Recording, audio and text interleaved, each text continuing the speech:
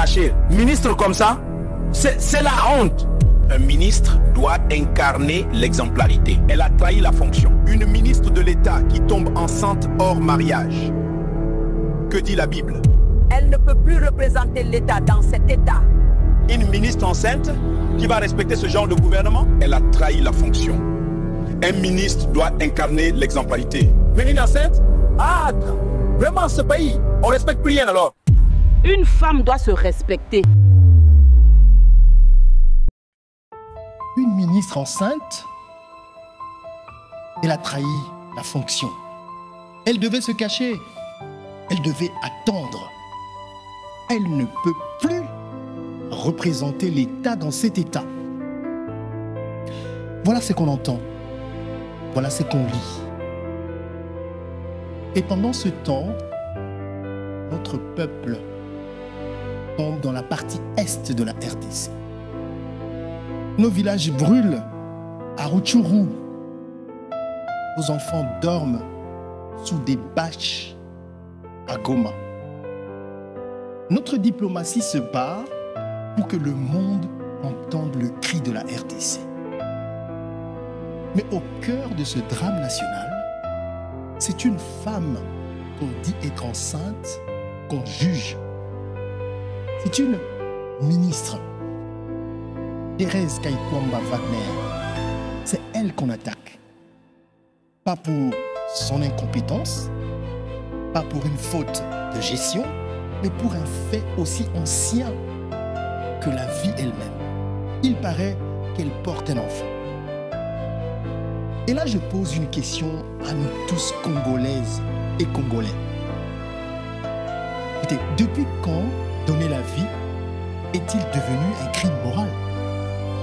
Depuis quand une grossesse est-elle une faiblesse, une honte, une tâche sur le CV? Nous avons tous des opinions. Mais rappelons-nous une vérité que personne, alors personne ne peut contester. Nous sommes tous venus d'une grossesse. Toi qui juges, moi qui parle, le président de la République, les militaires au front, le journaliste, les critiques en ligne, nous avons tous été portés par une femme dans la douleur, dans la fatigue, dans le silence, dans l'espérance. Et nos mères n'ont jamais eu honte d'être enceintes. Elles ont marché avec leur ventre rond dans les marchés, dans les champs, dans les hôpitaux. Elles ont travaillé jusqu'au dernier jour. Elles ont accouché sans se cacher. Elles ont porté la vie comme une couronne, pas comme un fardeau. Alors, pourquoi aujourd'hui, en 2025, dans une société qui se dit éveillée et progressiste, veut-on faire croire qu'une grossesse est une faiblesse, un gène, une faute? La grossesse n'est pas une maladie. La grossesse n'est pas une erreur. La grossesse n'est pas une honte. La grossesse, c'est un honneur. C'est le symbole suprême de la continuité de l'humanité. Et c'est la preuve visible de la capacité divine qu'a la femme de porter deux cœurs dans un seul corps. C'est la vie, tout simplement. Et c'est là que notre société se contredit. Nous disons vouloir la modernité, nous disons vouloir des femmes au pouvoir, nous disons le temps de la femme est arrivé, mais dans le même souffle, nous refusons qu'elle reste pleinement femme. Nous voulons qu'elle abandonne son ventre, qu'elle coupe ses émotions, qu'elle cache ses maternités, qu'elle reste un homme en tailleur-jupe. Nous voulons des femmes fortes et pas trop visibles, brillantes mais silencieuses sur leur intimité, présentes dans les institutions mais absentes dans leur corps.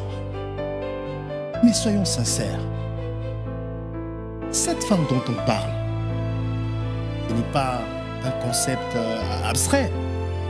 Ça peut être notre fille, notre sœur, c'est notre tante, Notre cousine, c'est peut-être votre épouse, votre mère, votre amie. Alors dites-moi, accepteriez-vous qu'on traite votre propre fille ainsi, qu'on la réduise au simple ventre, qu'on oublie tout son travail, sa loyauté, son intelligence, à cause d'un choix intime d'un enfant à venir? Et maintenant, parlons vrai. Combien d'hommes politiques en RDC ont plusieurs enfants hors cadre? Combien ont fait scandale, parfois même judiciaire, sans jamais perdre leur fonction? Qui les a convoqués sur les réseaux pour leur demander « Et ta femme? Et ton honneur? Et ta foi chrétienne ?» Personne. Parce que simplement, on excuse les hommes, mais on condamne les femmes. Thérèse Kaikwamba Wagner, si elle est enceinte, ne paye pas le prix d'une faute. Elle paye le prix d'avoir osé être ministre et femme. Mais plus elle est attaquée, plus elle devient le symbole d'un Congo qui change. Et maintenant, allons un peu plus loin. Ce qui arrive à la ministre Thérèse Kaikwamba Wagner n'est peut-être pas qu'un simple déchaînement moral. Cela pourrait bien être une offensive organisée, amplifiée par ceux qui veulent affaiblir la RDC. Depuis des mois, on l'a vu, elle mène un véritable marathon diplomatique. ONU, Union africaine, partenaires stratégiques. Et soudain, au moment où sa voix pèse tellement, on s'attaque à son ventre. Coïncidence ou diversion organisée? Tentative de l'isoler? De la faire taire? Ne soyons pas naïfs. Les réseaux sociaux sont devenus des champs de bataille géopolitiques. Et si affaiblir Thérèse Kaikwamba, c'est affaiblir la diplomatie congolaise, qui sait? Alors, ouvrons les yeux. Ne devenons pas des instruments de nos ennemis. Elle n'a volé personne. Elle n'a trahi aucun secret d'État.